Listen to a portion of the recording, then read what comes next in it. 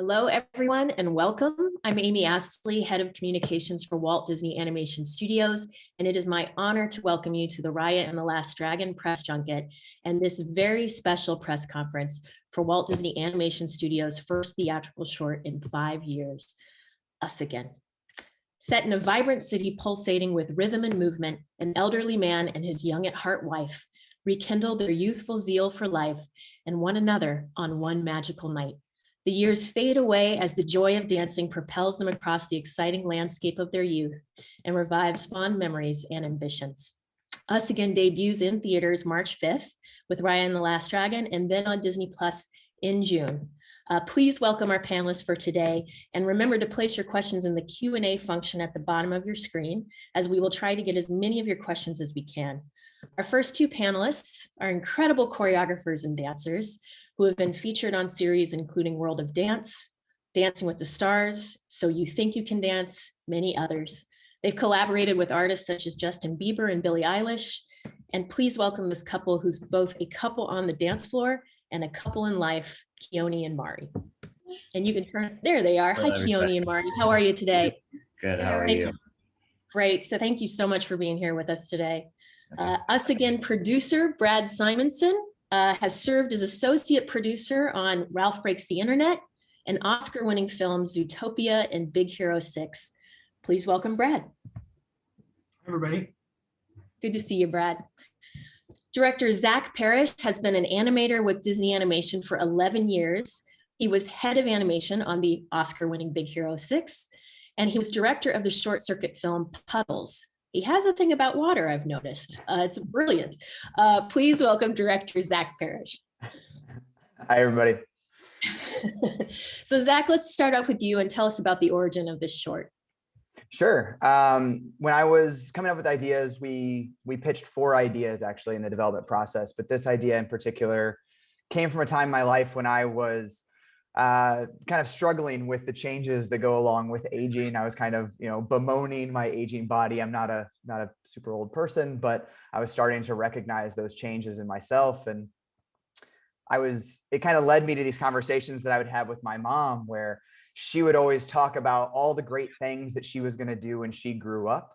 And it really made me stop and realize that I kind of had my priorities wrong. I was looking in the wrong direction. And if I'm always looking in the past, then I'm going to miss the beauty in the now. And I'm old by my own definition, and she's young by hers. And so that idea of youth being a state of mind really got my gears turning. And I really thought it'd be fun to do a Fountain of Youth story. Amazing. And the music for this short is so incredible. Brad, can you tell us about the score for this? Absolutely. Yeah, we were, as we started the process, Zach knew that the foundation of this had to be the music. Choreography and music were the foundation of the short. And Tom McDougall, who is a head of music at Disney Animation, brought in Pinar Toprak, who did Captain Marvel. She did the score. What we didn't know at the time is that actually, although Pinar is amazing at doing scores, she loves funk. So the vision for this was always to have a funk soul, old and now feeling, and she brought it. And she was such an incredible collaborator. It's wonderful. And you're right, combined with this beautiful music is the beautiful dance we see in this. Keone and Mari, when did you first join the project? And what was it about joining a Disney animation project that was special for you? Well, I believe we came in around April-ish. I could be wrong, April of 2019. I remember because I think I was about 6 months pregnant on our first meeting when we came in. And I mean, it's just been like a dream. Oh, there's the baby there. Yes, we have one extra panelist today. That you yeah, it's really like a dream, and still surreal that we got to work with Disney Animation. We are huge Disney fans. We've been since we were kids. I mean, yeah, I keep saying it, but like I still am pitching myself. I can't wait to be able to like see the short and see people enjoy it. And yeah. So we have a lot of questions from our audience, and thank you guys for sending these in. Don't forget to put them in the Q&A if you can. Alex from Laughing Place, hi Alex, was wondering if you looked at any silent films or interpretive dance choreographers, hello, Keone and Mari, for inspiration to convey the story of this short with no dialogue. Zach, do you kind of want to talk about what drew you to Keone and Mari, and then Keone and Mari, if you can talk about your inspirations, that would be great. Yeah, it's a great question. Thanks, Alex. We looked at all kinds of reference. You know, I'm a huge animation nerd. I'm a huge film nerd, and so we looked at all kinds of reference. And there's a long history at Disney of using dance as a medium to express story. You know, going back to Mickey shorts and things like that.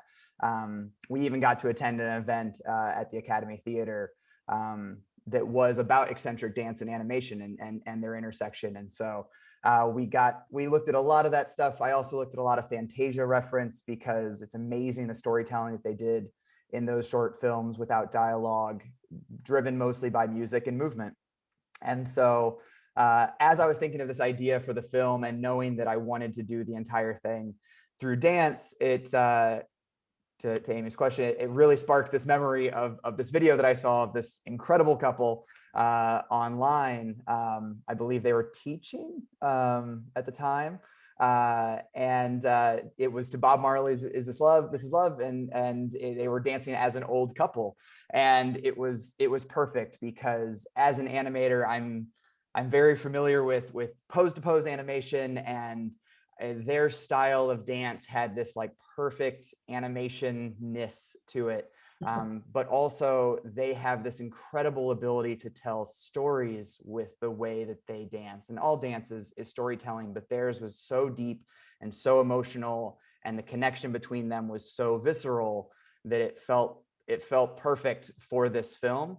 And so from the very beginning, even when I was pitching the idea of the short, I was actually using examples of Keone and Mari as like, this is what I would love for it to look like if somebody can do this, never thinking that it would actually be Keone and Mari who would get to bring it to life. Yeah, Keone, Mari, talk about your beautiful style of dance and your inspirations. Yeah, well, for us, obviously we've been dancing for so long and choreographing, but one thing we're so passionate about is story. And just the marriage of the project was just instantaneous as soon as we heard what the ideas were. And we've been trying to tell stories through dance our entire careers, and we find that that's where Disney's power in animation or in storytelling is with animation. We feel like our power in storytelling is our dance style, and developing the characters and finding out how they would move, and all of those things were so important to us. We're usually projects that are like, okay, just choreograph to the set of music and then give it to the artist and that's it. But we usually don't get to use the other half of what we love to do, which is tell stories. So this was, again, just can't emphasize how much of a dream project this was. It's amazing. Tati from Cool Moms asked this great question. It's a beautiful short that tugged at my emotions. What did you hope is the takeaway from this short for people who, and that question just disappeared from my Q&A, I apologize, but what do you hope audiences take away from this? I think the idea for this short was always, it's something that I struggle with, and it shows up a little bit in Puddles, my previous short, but it's about taking that time to focus on what's truly important and what's around you and what makes your life beautiful. I think many people think that it's about being okay with aging, and sure, that's a part of it too. But I think the core of the idea is less about age, and it's more about any age not focusing on things that are holding you back, not focusing on the past, not focusing on anything that's distracting you from the beauty that is the world around you. And so and appreciating those who are on that journey with you and make your life beautiful. And so that's really where Dot's character really comes into play, is that she's encouraging Art to see that, but she's also that person who carries so much of the beauty of his world for him. And so hopefully all ages can take that away. And if nothing else, they just love the dance. Wonderful. We have a question from Maximilian from Allocine, who I think we saw yesterday at the Raya French Junket. Hello again. How much were Keone and Mari's choreographies important in the writing process? Because dance is both at the heart and is the language of this short. Yeah, you kind of hit the chicken and egg problem that we had with this film. We kind of had a turducken, if you will, because we had to have the music. To Brad's point, we had to have the music in order to inspire the dance. We had to have the story to inspire the dance, but we needed the dance to inspire the story. And so it really came around like that. So that's why Brad was smart enough to reach out to Keone and Mari as early on in the process as we did, because we met with them in April, and at that point we were pretty loose as far as what the story was. We were first pass of storyboards. And so we really wanted them to be partners with us all along the way, as far as where can we go and where can we not go, which their answer was pretty much you can go anywhere, because they're incredible. But specifically getting them into the characters and understanding what level of emotion we're going to be able to go to and what types of story we're going to be able to tell, which was amazing to have like their level of partnership throughout the entire process. That's great. Sam from CBR asks, how did you develop the design for the couple themselves, both kinetically and how they move? And you can certainly talk to the animation and the choice of movements that you have there and the inspiration for Keone and Mari, and in terms of physical appearance. Sure. Yeah. I mean, we knew from the beginning that we wanted an interracial couple. I'm in an interracial relationship. And so from the beginning, and so is Brad, that's right. And so from the beginning, we knew we wanted to represent an interracial couple on screen. And we had some amazing character designers who came on, and we have an amazing group of people, artists and other employees within the building whose focus is on diversity and inclusion. And we met with them both in the design stage and actually all the way through the process of making the film.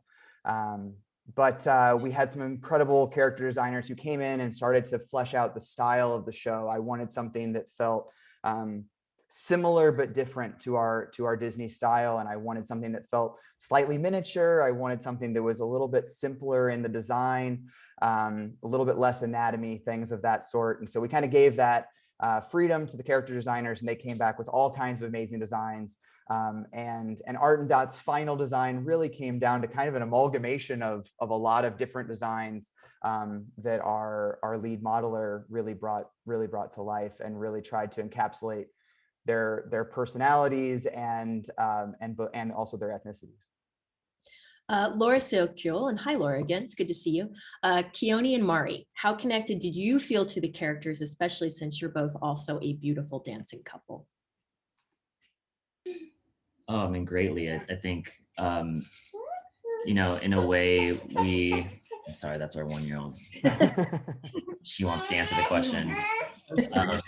But no, I think just being a married couple, we can relate ourselves to what they're going through, not in the sense that we're old.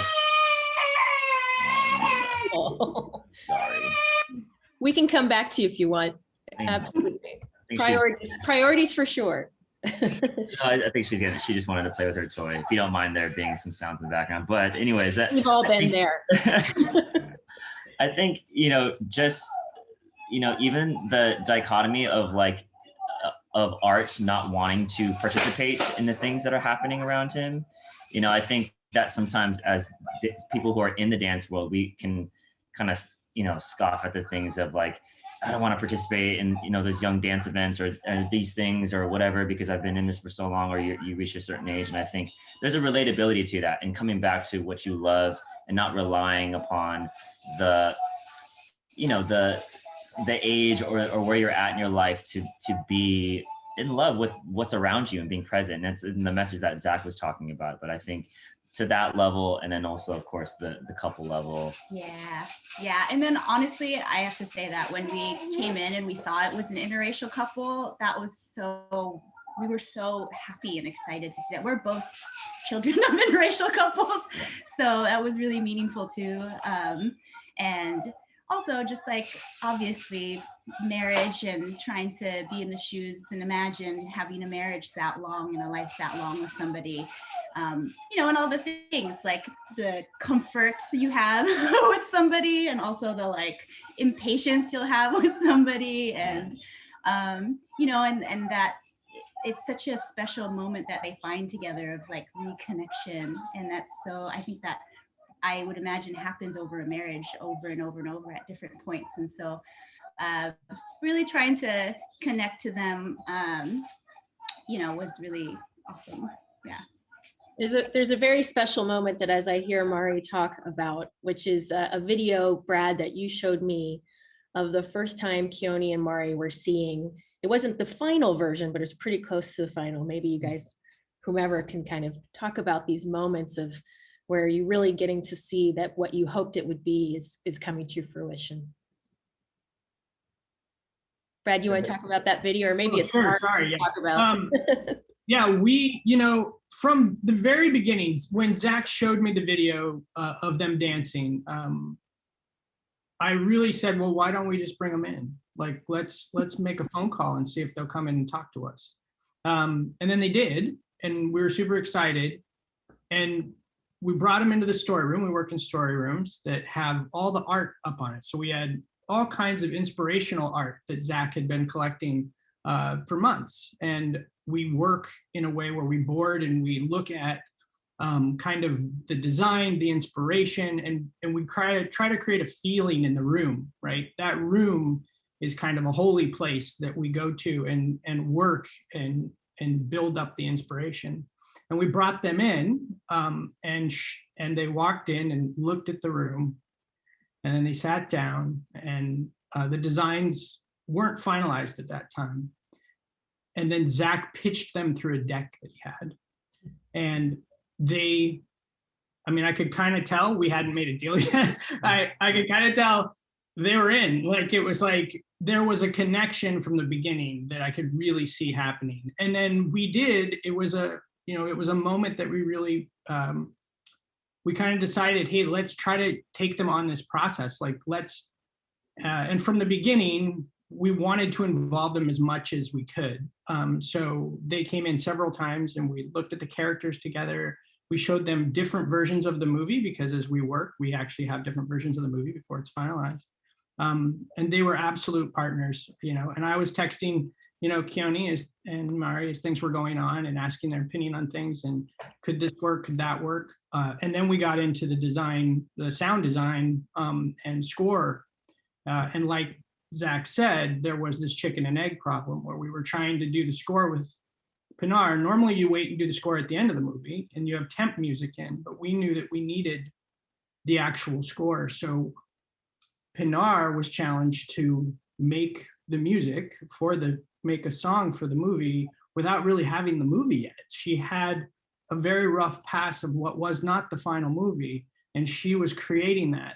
And then we were working to that and ultimately got that to Keone and Mari for choreography. We were sharing along the way to make sure we were all on the same path. But once they got the final music and had boards, it actually went really fast because we had been working for so long together. It was amazing. And I think that really does kind of speak to kind of these like little peaks throughout the process of like, oh, I think this might work. Because again, in that chicken and egg thing, we would meet with Keone and Mari and we would talk about the dance and the story would get a little bit better and then the music would start to come together. And so with each one of those phases, I think it's like, I think this is going to work, because the whole thing felt a little bit experimental because you never had the final thing all together. And then when we got to a place where animation was mostly complete, and the music was temp as far as the instruments, but final as far as the actual arrangement, we got to share with Keone and Mari, and actually they got to see what their dance looks like on our characters through animation. Didn't have lighting and all of the fanciness on it yet, but just to kind of see how our characters could, our hope, encapsulate their dance and their personalities and everything as much as possible. Yeah, I again had the privilege of seeing that video, and the emotion on your faces, Keone and Mari, as you are watching the animation. Just one of those special moments in this very iterative back and forth process to see how it was touching you. Oh, we were crying at opening credits. So, it didn't take much. As soon as we saw the Mickey animation, we're like, oh my God, we made one of these. What the heck? No, but to truly see, it was one thing to, create the dance and all this stuff, but it's like seeing two of your students, your dance students, just like take your choreography to another level. Like there's, a feeling of that watching it too, because, Art and Dot truly are their own people and their own expressions, their own mannerisms and all the things. And that's where, the magic of the animators came in to take our choreography to another level. And that was just, just so amazing, to see, we were a little worried, like would our choreography, would our dance style work in animation? And to have that confirmation was definitely overwhelming emotionally, as well as the story being, powerful. Yeah, and then we're very detail oriented in our choreography, like really nitpicky, detail oriented people, and the animators just did such a beautiful job of paying attention to all those things and capturing them, and it was just beautiful to see, and an honor, and very overwhelming. I would just jump in to say that when, because Keone and Mari did actually say that to me at one point. I can't remember the context of the conversation, but they're like, yeah, we're really detailed about how we work. And I said, yeah, Zach's that way too. So I think you guys are going to get along pretty well. We have a great question from Amanda Taylor. I love the concept of taking this into a rainstorm to appreciate living once again. What inspired that concept of the rain in the short? Sure. I knew I wanted to do a Fountain of Youth story, and as I was thinking about that, I was trying to think of what would be an interesting way of doing that. And like you said, Amy, I guess I have a thing for rain and puddles and such. But there's a few questions about that here too. So yeah, I bet there are. Yeah, this is the sequel or the prequel, maybe. I don't know. I guess for me, growing up in the Midwest, rain is this very kind of joyful thing. When I was a kid, playing in the rain, that's where puddles came from. It's this very youthful activity for me anyways. I know it's a little bit different for people here in LA. But for me growing up, it was such a joy to go out and to play in the rain. And so when thinking about water mechanisms as this fountain of youth, the rain just felt like this perfect fit in that it makes you feel like a kid again. And so using that to inspire the actual transition of the characters felt perfect. And then it also felt really good to me to have that be this night of passion and rediscovery for this couple who are just out there being kids together and getting to be themselves again. And that's why the short is called Us Again. It's kind of from multiple perspectives. It's from Art's perspective and from Dot's perspective, in that there's a physical us again, but there's also an emotional us again, in that their relationship is back by the end, that they are back to being who they are emotionally by the end. They are us again at the end. It's not about becoming young, but there's that moment where you go, oh, I guess this is about becoming young again. It's like, no, it's actually about emotionally being true to who you are and recognizing that world around you. So there's a great question here from Tanya that I don't know the answer to. Are there any Easter eggs in Us Again? Oh man, there's a lot actually, but a lot of it is, we yes, we have physical elements from other films, as far as the set dressing and things like that. We also have Fantasia is actually playing Rhapsody in Blue, which is one of the big inspirations for Us Again, is actually playing on the movie screen in the background during one of the montage shots. It goes by very, very quickly, but I wanted to kind of have a tip of the hat to that film in there. I'm trying to think if there's anything else. Brad, you're gonna have to help me. I know there's set dressing in the apartment from our other films. I'm pretty sure there's a Tangled like Stein that we got as a crew gift that's sitting on a shelf somewhere. and then a lot of the decoration within the apartment is very specific, not necessarily Disney Easter eggs, but very specific in design. I think you got most of them. Yep. Isn't the pier at the end too?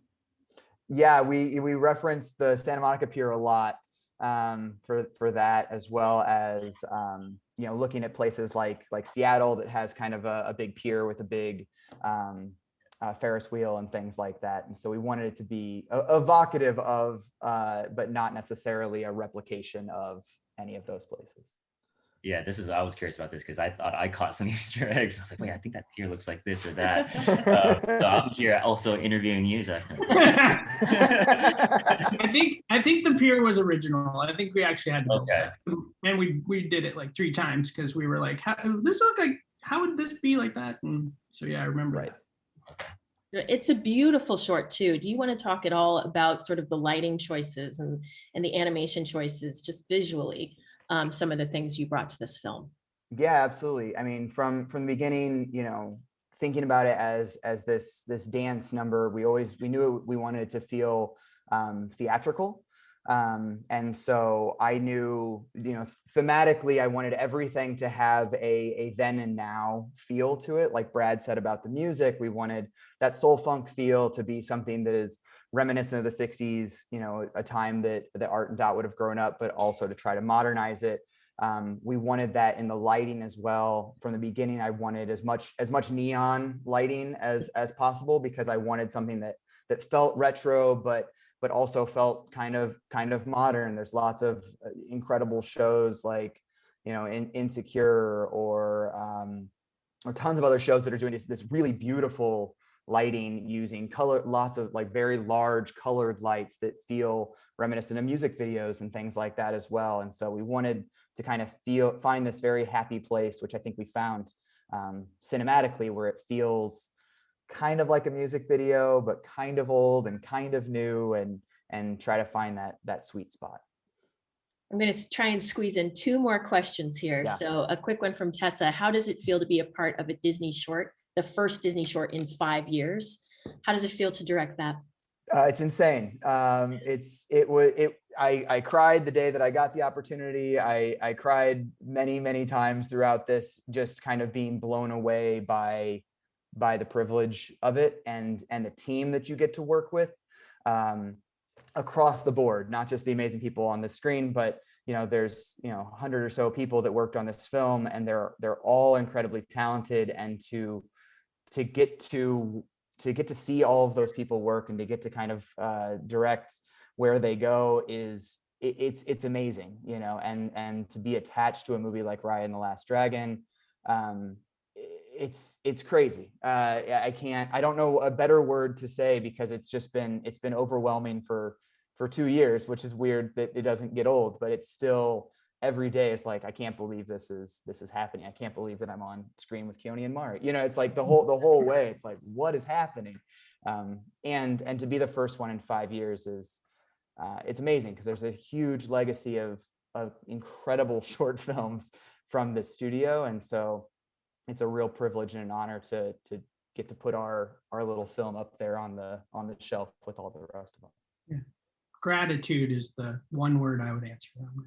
Just incredible gratitude and thanks for being given the privilege and opportunity to do it. Yeah.